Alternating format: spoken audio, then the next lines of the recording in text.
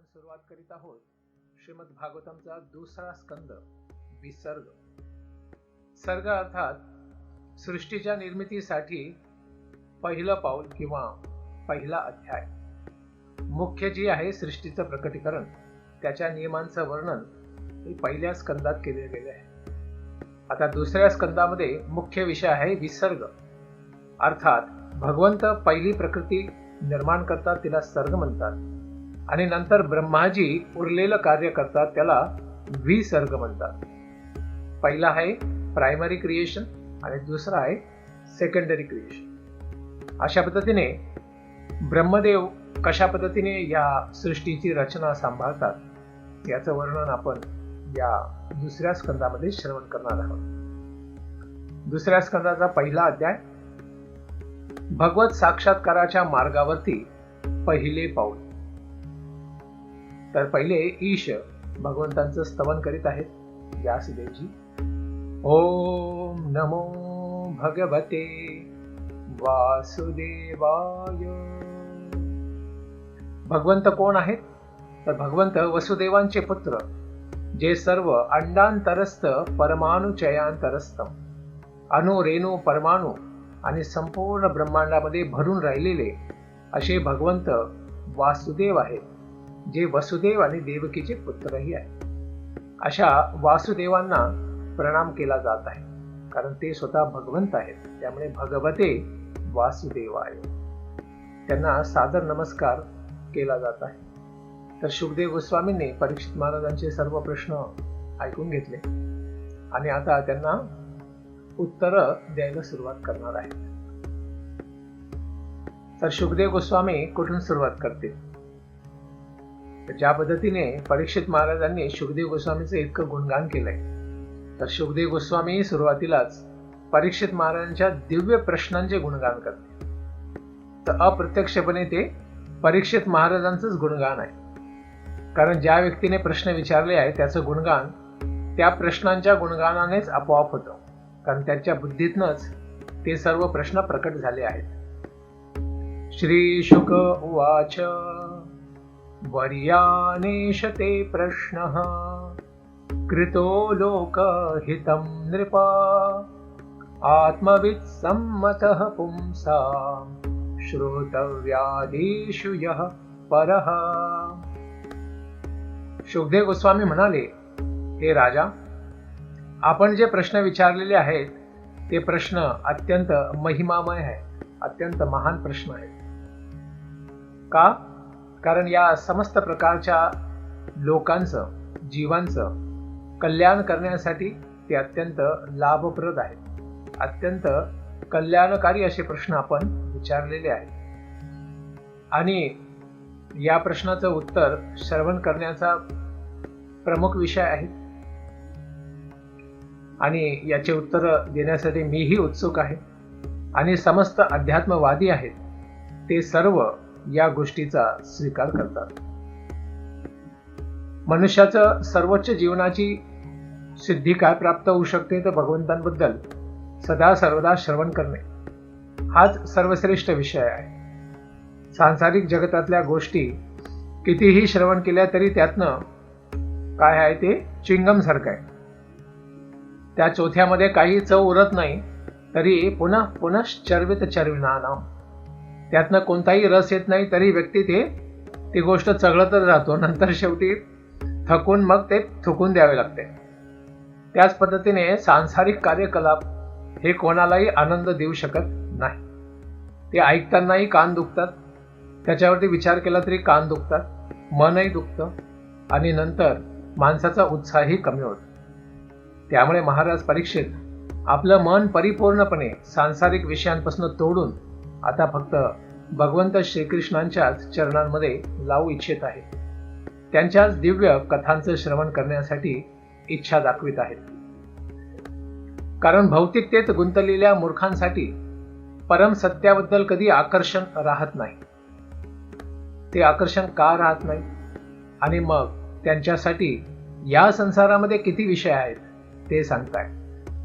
श्रोतव्यादीनि राजेंद्र नृणाम संते सहस्रशः अपश्यतां आत्मतत्वम गृहेषु गृहमेधिनाम. हे सम्राट, हे राजा परीक्षित, भौतिकतेमध्ये मायाजाळामध्ये जे गुंतलेले व्यक्ती आहेत त्यांच्याजवळ परमसत्याविषयक आणि परमसत्याच्या ज्ञानाविषयक कोणतीही प्रीती नाही. का? कारण ते अशा ज्ञानाप्रती आंधळे आहेत. त्यांना या मार्गामध्ये परमसत्याच्या दृष्टीने कोणतीही दृष्टी नाही. आणि मानव समाजामध्ये भौतिकतेमध्ये गुंतलेल्या या लोकांसाठी अनेक प्रकारचे विषय आहेत. त्यामुळेच गृहमेधी त्यांना म्हणतात, जे केवळ पारिवारिक सदस्यांच्या लाभासाठीच आपलं जीवन खर्च करतात आणि त्यांच्यासाठी कोणत्याही आध्यात्मिक कार्यासाठी उत्साह दाखवित नाही, न स्वतःच्या उद्धारासाठी न दुसऱ्यांच्या उद्धारासाठी. मग ते संयुक्त शरीर परिवार असो, छोटा परिवार असो, मोठा परिवार असो, परंतु सर्व काही कशाने चालते कारभार? फक्त एकमेकाची ईर्ष्या करण्यामध्ये, मत्सरता आणि द्वेष करण्यामध्येच सर्व शक्ती ही खर्च होत असते. त्यामुळे मेधी शब्द जो आहे, मत्सर, द्वेष याचंच द्योतक आहे. त्यामुळे गृहमेधी, ज्याने आपली चेतना फक्त गृहामध्ये, घरातच खर्च केलेली आहे, अशा व्यक्तीला गृहमेधी म्हणतात. आणि ज्याने गृहामध्ये, घरामध्ये राहून त्याला आश्रम म्हणून स्वीकारलं आहे आणि त्याच्यामध्ये तो आध्यात्मिकच कार्य करत आहे, भगवत प्राप्तीसाठीच तो तुकाराम महाराजांसारखा लागलेला आहे, अशा व्यक्तीला गृहस्थ आश्रमी म्हणतात. त्याला गृहमेधी नाही म्हणत. त्यामुळे जन्म मृत्यू जरा व्याधी दुःख दोषानुदर्शनम, संसारामध्ये राहूनही या चारी गोष्टींचं दर्शन करणारा व्यक्तीच महान असतो. की हे संसार फक्त जन्म मृत्यू जरा व्याधीनेच भरलेला आहे, तर या दुःखातनं बाहेर येण्यासाठी, भगवंतांचं चिंतन करण्यासाठी जो उत्साहित होतो त्यालाच गृहस्थ म्हणतात. त्यामुळेच शास्त्रांचा असा आदेश आहे की व्यक्तीने गृहमेधी अवस्थेतनं गृहस्थ बनण्याचा प्रयत्न केला पाहिजे. तर अशा गृहमेधींचा वेळ कसा वाया जातो किंवा कसा खर्च होतो? निद्रया ह्रियते नक्तं व्यवायेन च वावयः दिवाचार्थे हया राजन् कुटुंब भरणेन वा. असे ईर्षालू गृहमेधी लोक यांचं जीवन रात्रीमध्ये एकतर झोपण्यामध्ये, एकतर मैथून करण्यामध्ये, सेक्स करण्यामध्ये खर्च होते. आणि दिवसभर ते काय करतात? दिवसभर ते पैसा कमवण्यासाठी आणि पारिवारिक सदस्यांचं भरण पोषण करण्यासाठी दिवसभर गाढवासारखं काम करतात. परंतु ते स्वतःच्या उद्धाराचा आणि आपल्यावरती आश्रित असणाऱ्या आपल्या लहान बाळांच्या आध्यात्मिक उद्धारासाठी कधीही प्रयत्न करीत नाही. तर अशा दिग्मूढ झालेल्या लोकांपासून आत्मसाक्षात्काराची काय अपेक्षा करता येईल? त्यामुळे ते कधीही आत्मसाक्षात्काराच्या विषयाप्रती विचारपूस करीत नाही. आणि ते का करीत नाही आणि याचा काय परिणाम होतो ते सांगताय. देहापत्य कलत्रादिषु आत्मसैन्येष्वसत्स्वपि तेषां प्रमत्तो निधनं पश्यनपि न पश्यति. अशा पद्धतीने आत्मतत्वापासून विहीन झालेले व्यक्ती जीवनातल्या समस्यांच्या विषयामध्ये कधीही जिज्ञासा करीत नाही, विचारपूस करत नाही, महात्म्यांच्या चरणांशी जात नाही. तर या जगताचा स्वभावच आहे की जे उत्तर असतं त्या उत्तराचाच, जे समाधान असतं आपल्या समस्येचं, त्या समाधानाचाच व्यक्ती तिरस्कार करीत असतो. सांसारिक व्यक्तीचं कल्याण करणारा व्यक्ती आहे साधू, आणि त्या साधूचाच द्वेष, मत्सर आणि उपेक्षित केलं जातं या गृहमेधीद्वारे, जो त्याला सर्व जंजाळातनं मुक्त करणारा व्यक्ती आहे. तर त्याच्याकडे जाऊन तो कधी जिज्ञासा करीत नाही, कारण तो शरीर, स्वतः शरीरापासून निर्माण झालेली पोरं आणि बायको अशा रूपी विनाश उन्मुख सैनिकांप्रती तो नेहमी अत्यधिक आसक्त असतो, रत असतो. आणि हे काय? असंच सैन्य याला म्हटलेलं आहे. म्हणजे युद्धाच्या वेळी हे सैन्य कामात येत नाही. सगळ्यात मोठं युद्ध काय आहे? मृत्यू. आणि मृत्यूच्या वेळी हे सगळं सैन्य सगळे शस्त्र अस्त्र सोडून फक्त रडायचं काम करतात. आणि त्या मरणाऱ्या व्यक्तीला आणखी दुःख देतात की बघा हे जन्मभर पोचले हे सगळे आणि आता मरायच्या वेळी मला कोणीच कामात येत नाहीये. तर त्यांना बघून त्या मरणाऱ्या व्यक्तीला जास्त रडू येत आणखी. कारण सर्वजण याच्यासाठी रडत नाही की हा एक आमचा अत्यंत प्रिय माणूस मरत आहे, परंतु हा आमची एवढी सेवा करत होता आणि आता हा मेल्यानंतर आमची सेवा कोण करेल. त्यामुळे ते स्वतःच्या सुखाच्या वियोगामध्ये ते त्यांना दुःख होते की आमचं आता सुख कमी होणार आहे, त्यामुळे ते रडत असतात. अशा पद्धतीने अशा विनाशशील सैनिकांवरती आश्रय ठेवून आपण आपला शत्रू मृत्यू याला जिंकू शकत नाही. परंतु हे गृहमधी व्यक्तीच्या बुद्धीमध्ये हा प्रकाश पडणं अत्यंत कठीण आहे. त्यामुळे पर्याप्त असा अनुभव असूनही की भौतिक संसार हे दुःखाचं कारण आहे. दुःखालयम अशाश्वतम, जे भगवंतांनी गीतेतही सांगितलंय की सर्व संसार हा कसा आहे? अनित्य आहे. आणि आपल्याला मिळालेलं हे शरीर, घर परिवार हे सुद्धा काय आहे? हे सुद्धा क्षणिक आहे. एक क्षण सर्व एकत्र येतात आणि एका क्षणात सर्वजण वेगवेगळे होऊन जातात. एवढा सगळा अनुभव असूनही तो आपला जो येणारा जवळ ठाकलेला जो मृत्यू आहे, काळ पुरुष येऊन बसलाय, त्याचं तो दर्शन करीत नाही, त्याला तो बघू शकत नाही. इतका भ्रमिष्ठ होतो व्यक्ती अशा मायेच्या जाळामध्ये फसतो. तर ज्या मनुष्याला मुक्तीचा लाभ प्राप्त करून घ्यायचा आहे, सांसारिक चेतनेतनं, भौतिक चेतनेतनं त्याला स्वतःचा उद्धार करायचा असेल, तर अशा व्यक्तीने काय केले पाहिजे? तस्मात् भारत सर्वात्मा भगवान ईश्वरो हरिः श्रोतव्यः कीर्तितव्यश्च स्मर्तव्यश्चेच्छता भयम्. हे भरतवंशी, हे भारत, जो व्यक्ती समस्त कष्टांपासून स्वतःला मुक्त करण्याची इच्छा ठेवतो आणि अशा पद्धतीने त्याने काय कर्तव्य केलं पाहिजे? तर त्याने भगवंतांचं नाम, त्यांचं गुणगान, त्याचं नाम गुण रूप लीला याच्याबद्दल श्रवण केलं पाहिजे आणि त्यांच्या महिमेचं गायन केलं पाहिजे आणि अशाच भगवंतांच्या चरण कमलांचं स्मरण केलं पाहिजे, ध्यान केलं पाहिजे, जे स्वतः संपूर्ण जगताचे आणि आपल्या हृदयातही परमात्मा रूपाने निवास करतात. सर्व जगताचे आणि आपलेही नियंत्रक आहेत आणि समस्त कष्टांपासून आपली रक्षा करण्यासाठी ते सर्वथा सक्षम आहेत. अशा व्यक्तीच आपले स्वामी आहेत, आपले पती आहेत, आपले नियंत्रक आहेत, आपले राजा आहेत, आपले स्वामी आहेत. अशा भगवंतांच्या बद्दलच चर्चा करणे आपल्यासाठी सुखकर मार्ग आहे. तर मानव जीवनाची परमसिद्धी काय आहे मग? एतावान सांख्य योगाभ्याम स्वधर्म परिनिष्ठया जन्मलाभः परपुंसाम अंते नारायण स्मृतिः. त्यामुळे जगतातले वेगवेगळे पदार्थ, भौतिक पदार्थ आणि आत्मा याच्याबद्दल संपूर्ण ज्ञान प्राप्त केल्याने विद्यांच अविद्यांच यस्तद वेद उभयम सह, दोघांबद्दल परिपूर्ण ज्ञान पाहिजे. विद्या आणि अविद्या, या जगतामध्ये काय माया आहे आणि भगवंत काय आहे, दोघांबद्दल आपल्याला माहिती पाहिजे. अशा संपूर्ण ज्ञानाने आणि योग शक्तीने आणि स्वतः आपण जो स्वधर्म पालन करीत आहोत, वर्णाश्रम धर्म, त्या सर्व स्वधर्म पालनाची परिपूर्ण संसिद्धी मानवी व्यक्तीला, मनुष्याला काय प्राप्त होऊ शकते?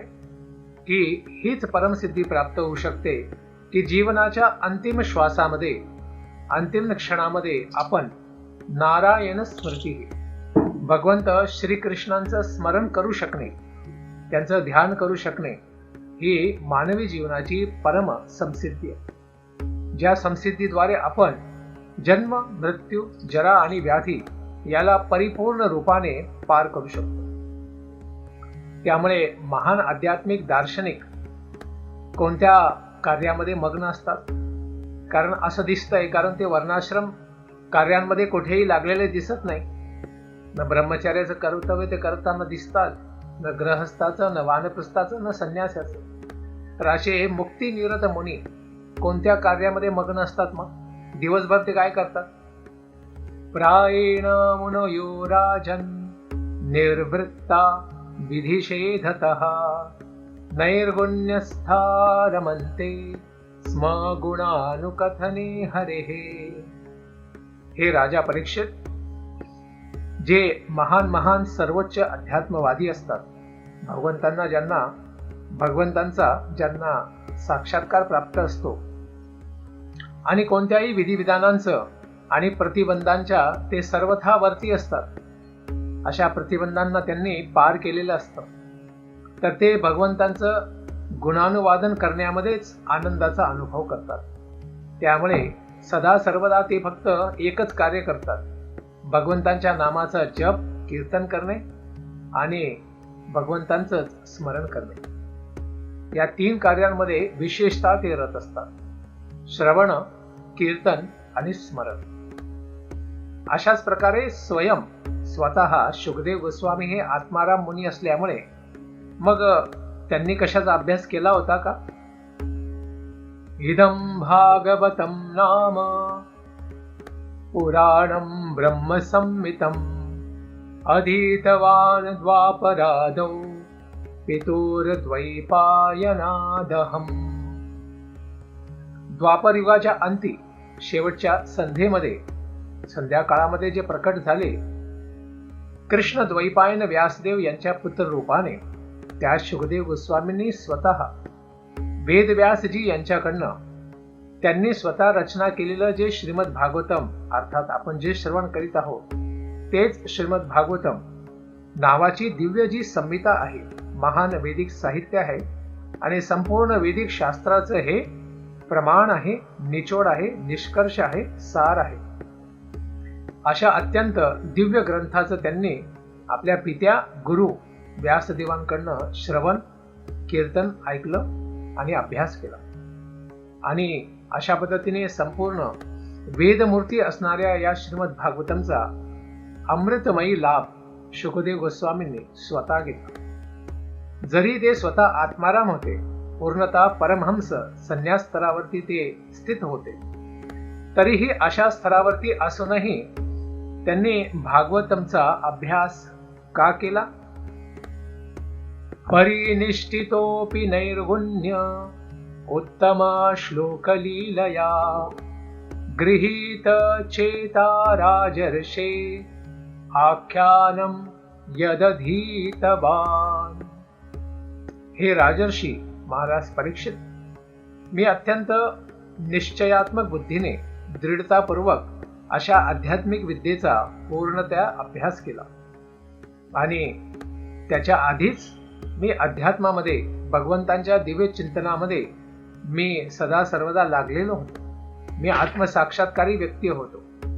तरीही मी जेव्हा भगवंतांच्या दिव्य लीलांचं वर्णन श्रवण केलं, ऐकलं, तेव्हा मी भगवंतांच्या दिव्य लीलांच्या प्रती आकर्षित झालो. कारण या भगवंतांचं गुणगान हे उत्तम श्लोकांद्वारे करण्यात आले आहे. वेदांमध्ये लाखो करोडो श्लोक आहेत, परंतु त्यामध्ये सर्वात उत्तम असणाऱ्या श्लोकांद्वारे श्रीमद भागवतमध्ये व्यासदेवांनी भगवंतांचं गुणगान केलेलं आहे.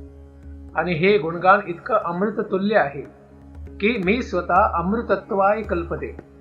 मी ब्रह्मसाक्षात्कारी असूनही मी त्याकडे आकर्षित झालो. यावरनं हे सिद्ध होत आहे की ब्रह्मसाक्षात्काराच्या पलीकडचा विषय आहे श्रीमद भागवतम, अर्थात भगवंतांच्या नाम, गुण, रूप आणि लीला यांचं वर्णन.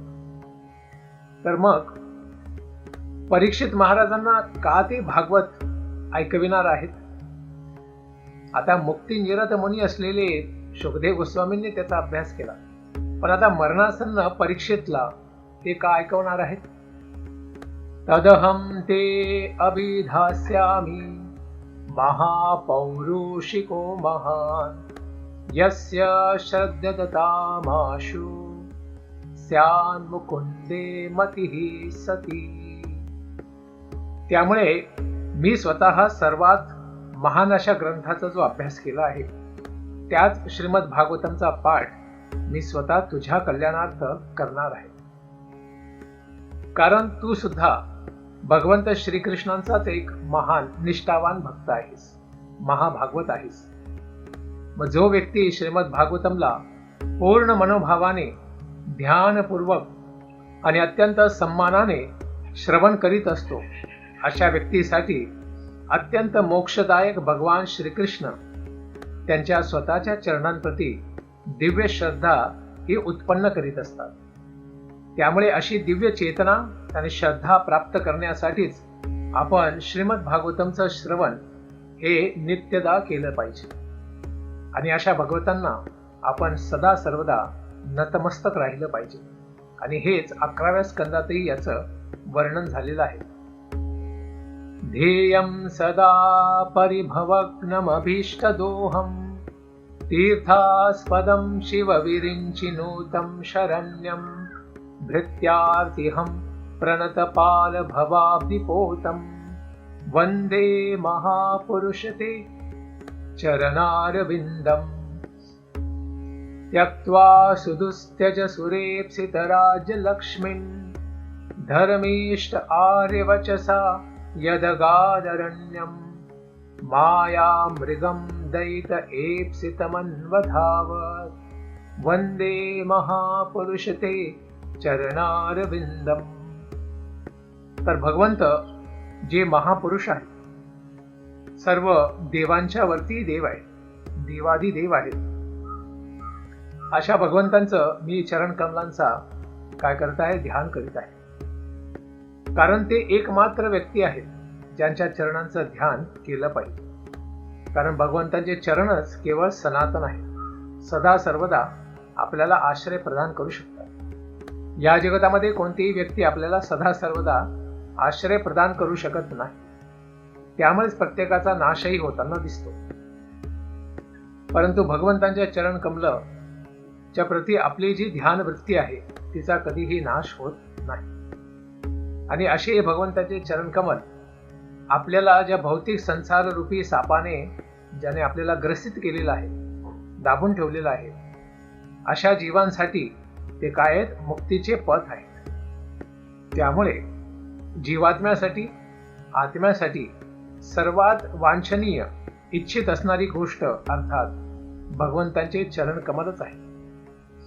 त्यामुळे स्वतःचा मुक्तीची प्राप्ती करण्यासाठी अशा दिव्य भगवंतांच्या प्रती प्रेमाभक्ती उत्पन्न होणे हा सर्वात मोठा मनुष्य जन्माचा लाभच आहे. त्यामुळे भगवंत आपण आपल्या चरणांप्रती आम्हाला सदैव प्रेमाभक्ती द्या, हीच आम्ही प्रार्थना करतो. कारण आपले चरण कमल हे आम्हाला सगळ्यांसाठी या तापत्रय पावसारूपी दुःखांपासून छत्रीसारखं आमचं रक्षण करण्यासाठी सक्षम आहे. आणि भगवंत आणि त्यांचे दिव्य भक्त जिथे जिथे आपले चरण कमल नेतात तिथे तिथे भक्तीचा विकास होतो. सर्व लोकांना भगवंतांबद्दल माहिती होते आणि सर्वजण भगवंतांना प्राप्तही करू शकतात. त्यामुळे मी फार श्रद्धेने आपल्या चरणांवरती आश्रय घेतो. अशाच पद्धतीने शिवजी आणि ब्रह्माजी सुद्धा आपल्या चरणांवरती नतमस्तक होतात. त्यामुळे मीही स्वतःचा परमलाभ करून घेण्यासाठी आपल्या चरणांवरती नतमस्तक होत आहे. त्यामुळे संसाररूपी जंजाळाला पार करण्यासाठी व्यक्तीने भगवंतांच्या चरणांवरती आश्रय घेतला पाहिजे. तर अशा महापुरुषांच्या प्रती वंदे, मी वंदन करतो, चरणारविंदम, त्यांच्या चरणांप्रती. आणि असे भगवंत तिन्ही त्यांच्या दिव्य लीलांमध्ये श्री रामचंद्र, श्रीकृष्ण आणि चैतन्य महाप्रभू तिन्ही रूपामध्ये काय करतायत, त्यांनी आपल्या गृहलक्ष्मीचा त्याग केला आणि अरण्यामध्ये अर्थात भौतिक संसारामध्ये या जंजाळात अडकून पडलेल्या जीवांच्या कल्याणासाठी स्वतः राज्यलक्ष्मीचा त्याग केला. जसं अयोध्येचा त्याग केला रामचंद्रांनी, वृंदावनाचा त्याग केला भगवंत श्रीकृष्णांनी आणि चैतन्य महाप्रभूंनी गृहस्थ धर्माचा त्याग केला दुसऱ्या जीवांच्या उद्धारार्थ. आणि सगळे जीवांना काय म्हटलेलं आहे, माया मृगम. हा मृग काय आहे, मायेद्वारा भ्रमित झालेला आहे. आणि अडकून पडलेला आहे. याच्या उद्धारासाठीच भगवंत सदा सर्वदा कार्यरत असतात. तर अशा भगवंतांबद्दल आपण जाणणे अत्यंत आवश्यक आहे. त्यामुळे श्रीमद भागवतम त्याच भगवंतांबद्दल आपल्याला श्रवण करण्याचा दिव्य संधी उपलब्ध करून देत आहे. तर अशी भागवत संहिता ऐकण्याची मग कोणाची पात्रता आहे? एतन्निर्विद्यमानानां इच्छतामकुतो भयम् योगिनां नृपनिर्णीतं हरेर्नामानुकीर्तनम्. हे राजा परीक्षित, महापुरुषांचं अनुगमन करणे आणि त्याद्वारेच भगवंतांचं दिव्य पवित्र नाम याचं निरंतर सदा सर्वदा सततम कीर्तन करणे सर्व लोकांसाठी अत्यंत फलदायक आहे, कल्याणकारी आहे आणि हा निसंशय अत्यंत आध्यात्मिक मार्ग आहे. आणि यामध्ये निर्भीक अर्थात कोणीही घाबरण्याची गरज नाही. कारण या मार्गामध्ये कोणाचं पतन होत नाही. कर्मामध्ये मार्गाचं पतन होऊ शकतं, ज्ञान मार्गात व्यक्तीचं पतन होऊ शकतं, योग मार्गातनंही व्यक्ती योग भ्रष्ट होऊ शकतो, परंतु भक्ती पथावरनं कधीही कोणी भ्रष्ट होत नाही. कारण भगवंत स्वतः गीतेमध्ये सांगतात, न मे भक्तः प्रणश्यति, माझ्या भक्ताचा कधीही नाश होत नाही. भगवंत भक्ती मार्गातनं भटकलेल्या व्यक्तीला सुद्धा परत आणतात आणि त्याला परिपूर्ण उद्धार करूनच राहतात. तर असा हा भक्तीचा महिमा आहे. भगवंत गीतेतही सांगतात, नेहा विक्रमणाशोस्ती प्रत्यवायो न विद्यते स्वल्पमपि अस्य धर्मस्य रायते महतो भयात. भक्तीचा हा मार्ग इतका महान आहे की हा उपक्रम याच्यामध्ये कोणी स्वल्पमपि अत्यंत थोडी जरी प्रगती केली तरीही त्या प्रगतीचा कधीही नाश होत नाही. जरी या जन्मात तो भक्ती पूर्ण करू शकला नाही तरी पुढच्या जन्मामध्ये जिथपर्यंत त्याने भक्ती केली आहे त्याहून पुढे तो विकास करतो आणि भगवंतांना प्राप्त करतो. तर अशा पद्धतीने भक्ती हा एकमात्र मार्ग आहे जीवाला भगवंतांपर्यंत पोहोचवण्यासाठी. न ज्ञान, न योग, न कर्म व्यक्तीचा उद्धार करू शकत नाही. त्यामुळे अशा भगवंतांना प्राप्त करण्यासाठी ज्याला सर्व प्रकारच्या भौतिक इच्छा आहेत, जसं ध्रुव बाळाला ब्रह्माजींपेक्षाही मोठं परमपद प्राप्त करण्याची इच्छा होती, तर ही सगळ्यात मोठी भौतिक इच्छा आहे. तर अशी इच्छताम, भौतिक इच्छा असणारा व्यक्ती जरी असेल आणि ज्या व्यक्तीला कोणतीच इच्छा नाही, अकाम, कोणतीही भौतिक इच्छा नाही, किंवा जो आत्माराम आहे, मुक्तिकामी आहे, अशा व्यक्तीसाठी सुद्धा भगवंतांबद्दल श्रवण करणे हा परमश्रेष्ठ मार्ग आहे.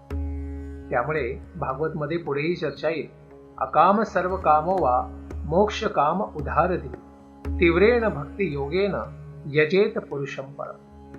तर जो व्यक्ती सर्वात कामी आहे, भौतिक गोष्टींची त्याला खूप अपेक्षा आहे, तो कामी. आणि जो अकामी आहे, ज्याला बिलकुल इच्छाच नाही, जो मोक्ष कामी आहे, मुक्ती कामी आहे, मुमुक्षु आहे, तर बुभुक्षु असो किंवा मुमुक्षु असो, त्या सर्वांसाठी भगवंत मुकुंद यांच्या चरणांचं काय आहे, सुधापान करणे, त्यांच्या दिव्य कथांना श्रवण करणे हा सर्वात मोठा मार्ग आहे या संसारातनं बाहेर पडण्याचा. आणि ज्याला या संसारामध्ये सगळ्या गोष्टी जमा करायच्या आहेत, अशा व्यक्तीसाठीही भगवंतांची चर्चा करणे, श्रवण करणे हा सर्वात सोपा मार्ग आहे सर्व गोष्टी प्राप्त करण्यासाठी.